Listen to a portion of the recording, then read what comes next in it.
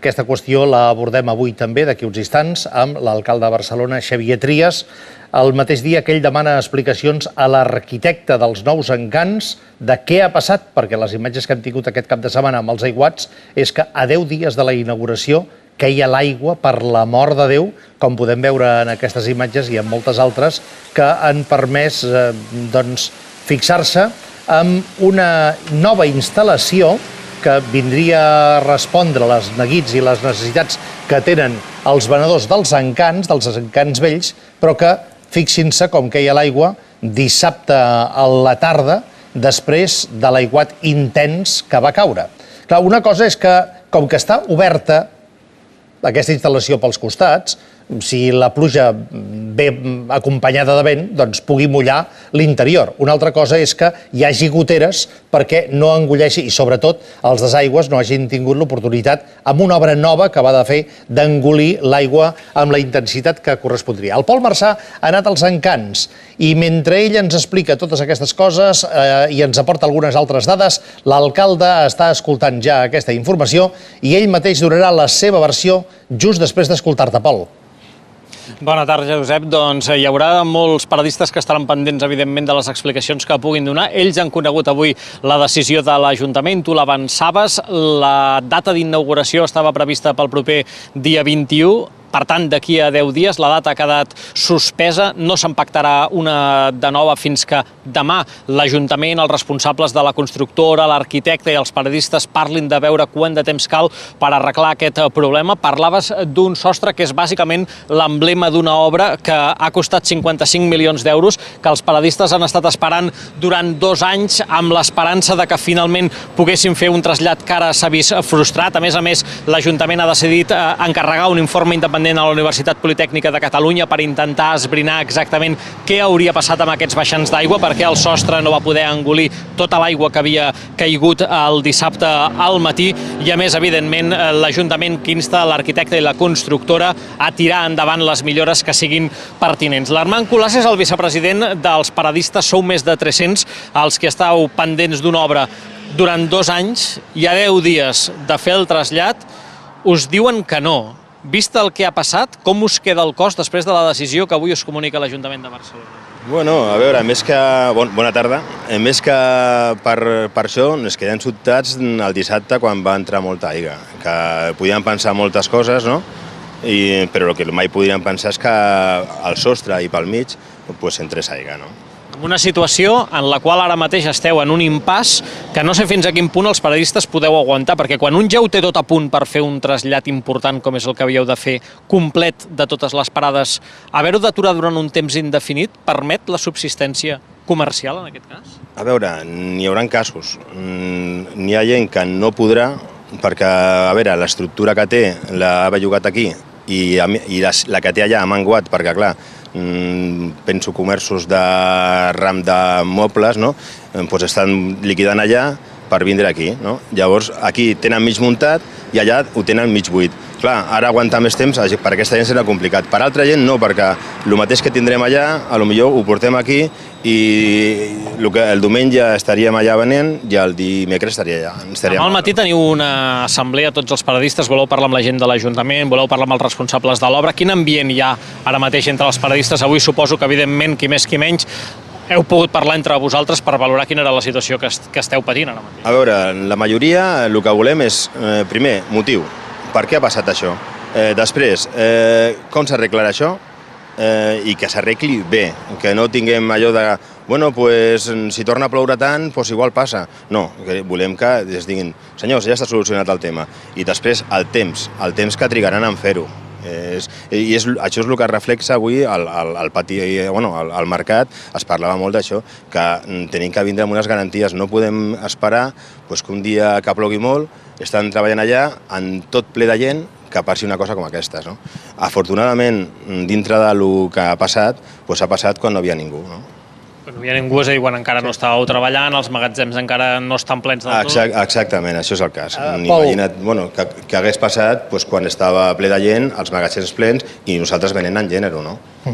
Pol, si em permets, és que l'alcalde us està escoltant i em sembla que li vol dir alguna cosa al president dels venedors dels encants. No, que té tota la raó. És a dir, que, escolta'm, nosaltres i ells som els clients, no? És a dir, aquí ens estan fent una estructura que és molt important, que a més molt desitjada per part dels comerciants i buscant una manera de solució, i a més crec que és molt cridanera des del punt de vista estètic, però el que ha passat, si hagués passat amb això en funcionament, hagués sigut un desastre increïble, no? I per tant nosaltres, l'Ajuntament i jo crec que els comerciants, ens hem de posar d'acord per exigir a la constructora, en els arquitectes, en els enginyers, per què ha passat això, és inadmissible, i segona, quines solucions se'ns donen el més ràpid possible, però com ell bé diu, que sigui segur que no ens torna a passar això. És a dir, això no pot tornar a passar. És a dir, hem de tenir totes les garanties que això no passa. Algun comentari, això que li diu l'alcalde? No, estem totalment d'acord i el que està clar és que som els mateixos, o sigui, a l'Ajuntament i nosaltres. I el que volem és això, estar treballant amb una tranquil·litat perquè, sempre hem estat, fa 80 anys que estem al puesto i sempre hem estat pendents de que si plou molt, plou poc, i ara que teníem aquest gran, no, que a veure, que és un disseny espectacular, res a dir, el que passa que és un sostre que ens ha fallat. Només amb aquest punt, i jo el que vull pensar és que la solució serà, vaja. Esperem-ho. Moltes gràcies, doncs, per aquesta informació. Alguna cosa més, Pol, que ens vulguis afegir? No, senzillament que hi ha aquesta lleugera sensació de desànim perquè la situació, evidentment, des d'un punt de vista comercial no és la millor. Esperaven molts d'aquests paradistes que el canvi fos precisament una ajuda per canviar, o com a mínim canviar una mica aquesta tendència, i per tant el cop anímic i psicològic va ser fort el diumenge. Demà al matí, a partir de les 9, hi ha una reunió en la qual hi ha dipositades moltes esperances en aquest sentit d'aquests terminis que es puguin anar avançant per veure quan sí finalment els 300 i escaig paradistes que hi ha als Encants Vells puguin estrenar aquesta nova ubicació. Gràcies, Pol Marsà, en directe, doncs, des dels Encants, que s'haurien d'estrenar, alcalde, s'haurien d'inaugurar d'aquí 10 dies, però que vostè mateix ha dit, això no pot passar. Això no es pot inaugurar dintre de 10 dies, això segur, no? Què li explicarà vostè que ha passat? Bé, jo sempre dic que un no s'ha de precipitar, no? El que és segur és que una estructura que és molt bonica estèticament, des del punt de vista funcional ha fallat. És a dir, amb una pluja molt important, però nosaltres, pluges d'aquestes importants, en tenim 3 o 4 cops l'any i no ens pot passar de cap de les maneres això. És a dir, que aquí ha fallat alguna cosa, que és la que han d'esbrinar els enginyers i arquitectes a veure què és el que ha passat aquí, i és intolerable. Jo sempre dic, escolta, jo com a client, jo li demano que em faci una cosa i això no funciona. Jo dic, escolti, ara m'ha d'explicar per què no funciona. Si hi ha una solució fàcil o si la situació és més complexa. El que és evident és que jo no hi penso posar més diners. És que, esclar, és que aquí ve la segona part. 55 milions. No, per això jo crec que és una obra molt important, que ha costat diners, que a més jo crec que és una obra molt emblemàtica, molt atrevida des del punt de vista arquitectònic, deixi'm dir, molt espectacular. Jo crec que la gent vindrà a visitar-ho perquè realment és bonica aquesta estructura.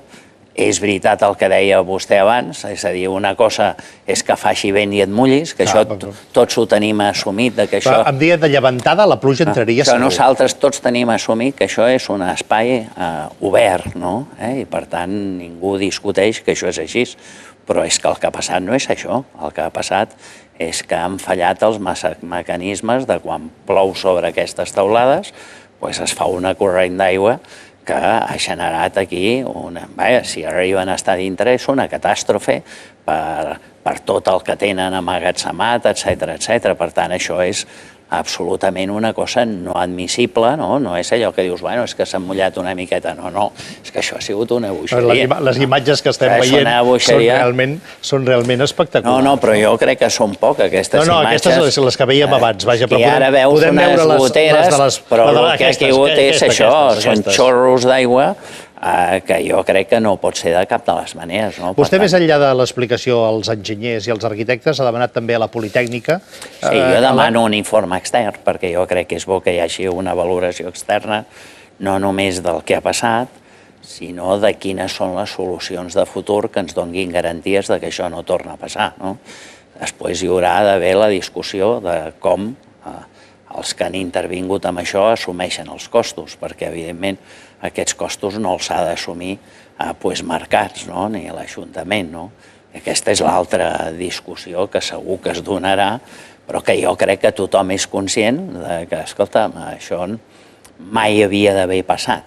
Jo sempre dic que això és allò de la feina ben feta, si es pot fer millor, no està ben feta, i això no està ben fet. Vostè era conseller de Presidència quan la Generalitat va treure l'eslògan "La feina ben feta no té fronteres", o era de Sanitat? Sí, no, jo estava a Sanitat, em sembla, en aquell moment, però és que jo faig servir aquesta altra. Jo dic, si es pot fer millor, no està ben feta, i quan tu veus una cosa com aquesta, dius, escolta, això no està dintre dels plantejaments normals d'entrega d'una obra. Per tant, nosaltres no admetem l'entrega d'una obra en aquestes condicions, per tant, de cap de les maneres es pot obrir el dia 21, es poden buscar solucions, ens han d'explicar si hi ha solucions que arreglin les coses transitòriament en espera de fer una reparació definitiva. Escolta, jo no sóc enginyer, no n'entenc res, però sí que busquem una veu externa perquè ens doni totes les garanties. No, perquè, a més, com deia abans, vostè no pensa posar ni un euro més, i jo li recordava que aquesta obra ha costat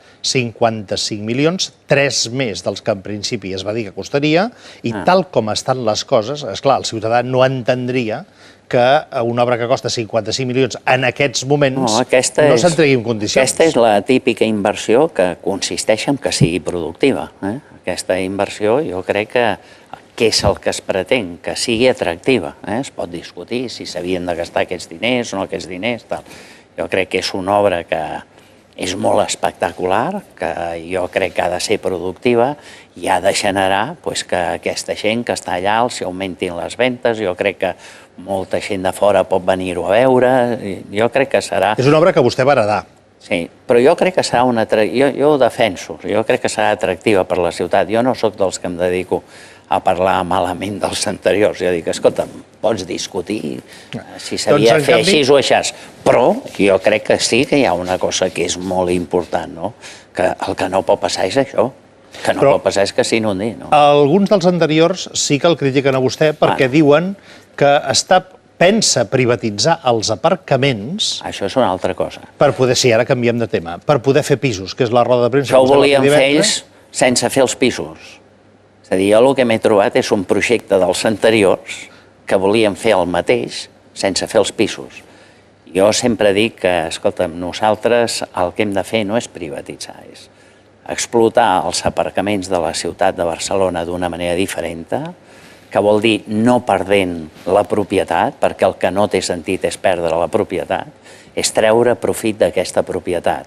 I una manera de treure profit d'aquesta propietat és fer unes concessions d'aquests aparcaments i això invertir-ho tot, absolutament tot, per pisos que sigui, per fer un parc de pisos de lloguer que sigui assequible per la gent jove i per la gent gran, perquè també. Vostè el que proposa és agafar BSM, Barcelona Serveis Municipals, i empresa pública, al 100% en aquest moment, i fer-la participar en una nova empresa mixta. Què vol dir? Fer una nova empresa en la que li adjudiquem un conjunt d'aparcaments de la ciutat de Barcelona, no tots, un conjunt d'aparcaments, i llavors treure una concessió a través d'un concurs.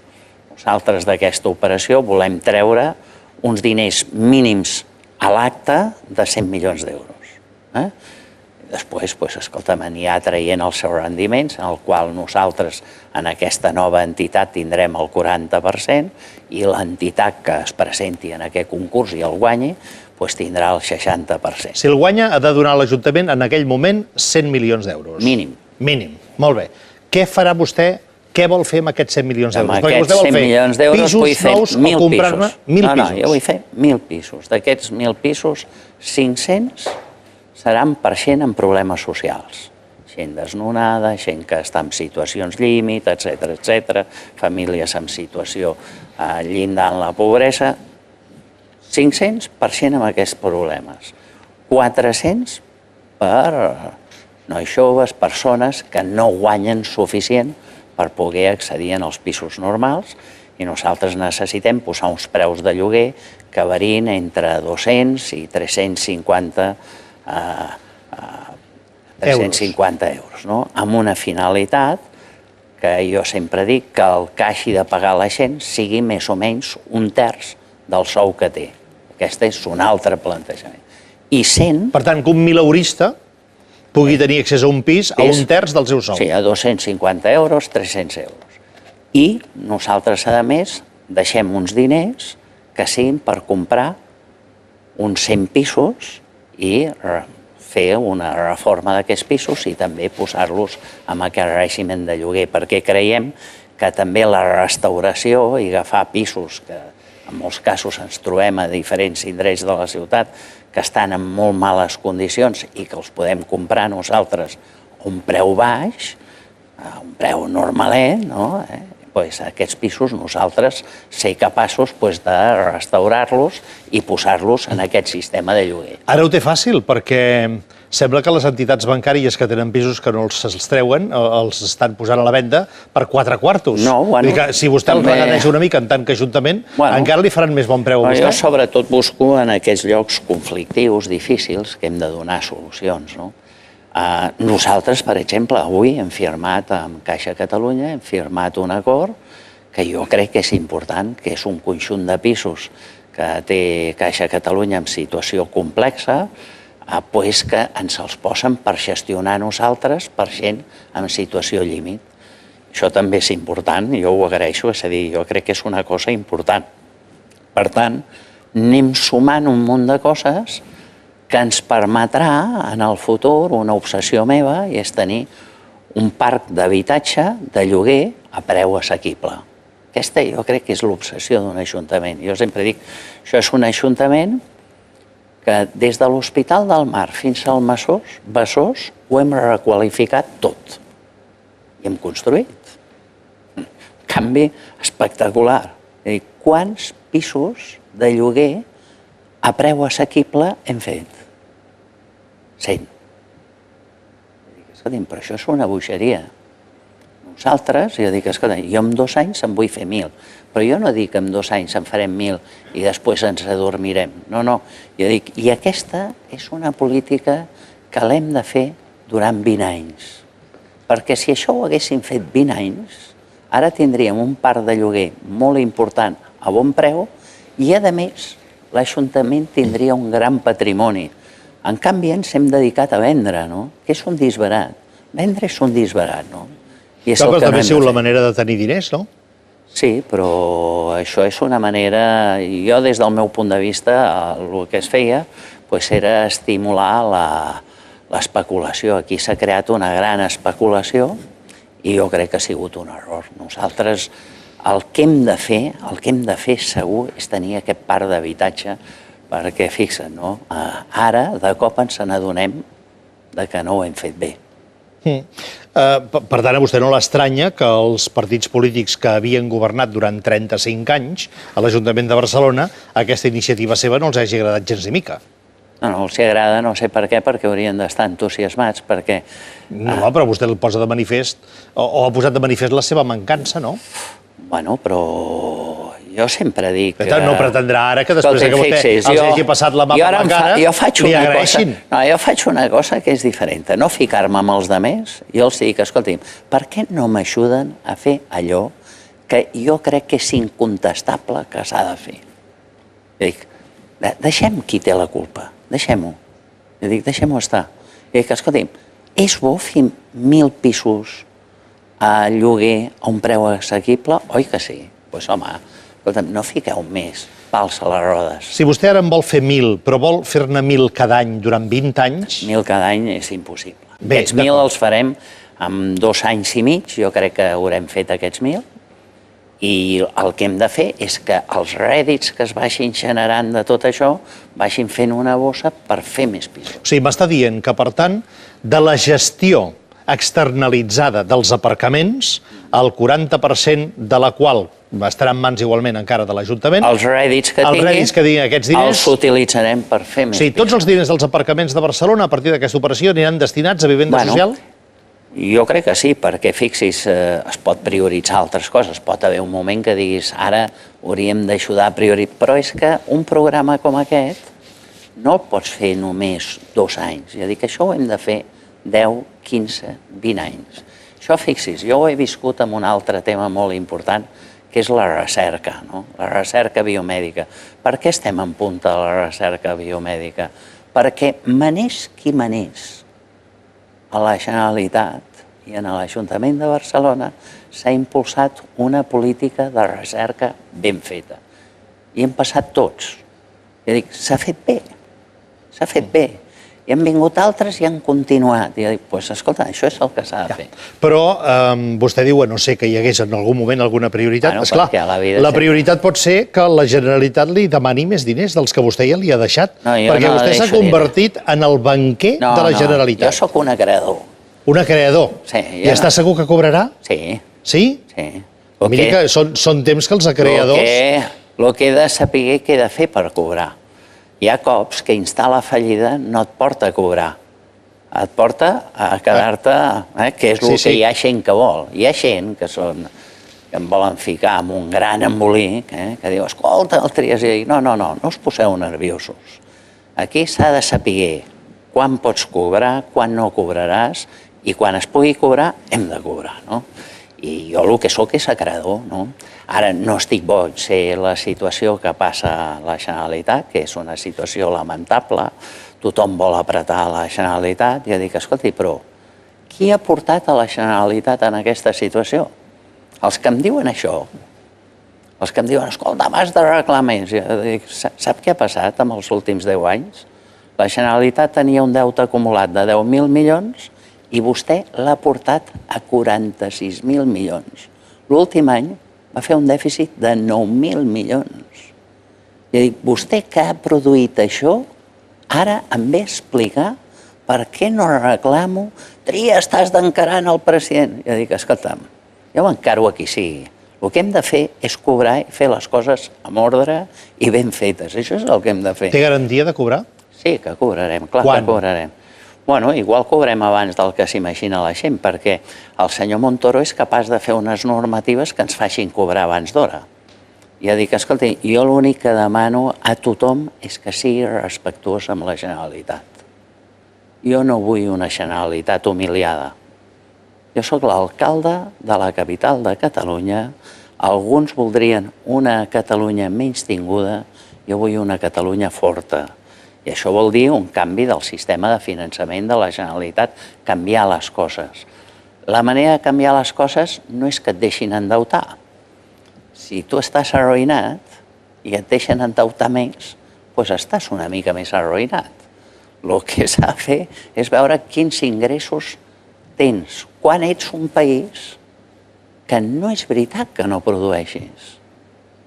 Qui ens traurà de la crisi? Catalunya. Qui ens traurà la crisi? Barcelona i l'àrea metropolitana. Si nosaltres som els que tenim la força per treure les coses endavant. I dic, home, el que no pot ser és que ens maltractin com ens maltracten. En canvi, el ministre Montoro, divendres passat a la Seu d'Urgell, va venir a dir això. Espanya no es pot permetre que Catalunya econòmicament no vagi bé perquè Catalunya és motor. Té raó. I la manera d'anar bé no és dir endeutis una mica més. El deixo endeutar una mica més, com un gran favor. Faci'm l'onada perquè el deixaré endeutar una mica més. Jo dic, home, diguem la veritat, això com a solució transitòria pot tenir un sentit. Però jo dic, ha de venir una fase següent de dir, no, perquè, escolti, jo li buscaré un sistema de finançament que no sigui tan injust com el que té ara, que vostè és el motor. L'altre dia ho deia el senyor Artur Mas i tenia raó. Com pot ser que el motor no pugui pagar la paga doble, tingui que disminuir el sou dels funcionaris i els que són vagons poden pagar la paga doble, poden pagar... Escolta, això no pot ser. Aquí hi ha alguna cosa que no encaixa bé. Què falla? El sistema de finançament és absolutament... El grau, fixi, jo ho explico sempre, el grau de dependència. el grau de dependència. Depenem de tal manera de l'Estat, amb una situació tan injusta que ens posa en una situació quasi impossible. S'ha fet independentista, vostè? No és que m'hagi fet independentista, és a dir, jo si es vota, votaré a favor de la independència, tothom ho sap, perquè ja he anat a votar. Jo aquest acte d'anar a votar ja l'he fet amb aquella consulta que es va fer, no? Ara, jo sempre dic, escolta'm, per què generen tants independentistes? Sempre dic, per què passa això? Jo quan vaig a Madrid els explico. Escolteu, per què us creieu que passa això? Que gent que no era independentista es torna o ens tornem a favor de la independència. Per què passa això? I dic, doncs vostè s'ho ha de plantejar, perquè el sentiment que tenim és que no se'ns tracta com ens mereixem. Jo crec que realment la situació de tracte és molt negativa en el moment actual. Amb tot, doncs, l'alcalde busca diners, els vol treure d'aquesta empresa mixta, empresa privada, empresa pública 40%, empresa privada 60%, la pública, la dels aparcaments i de serveis, Barcelona Serveis Municipals, 100 milions d'entrada per qui es quedi amb el 60% d'aquesta empresa, sector privat, 100 milions destinats a fer 1.000 pisos o a aconseguir disposar en propietat de l'Ajuntament 1.000 pisos per servei social, obra social. Molta sort, alcalde, i endavant. Moltes gràcies. Gràcies.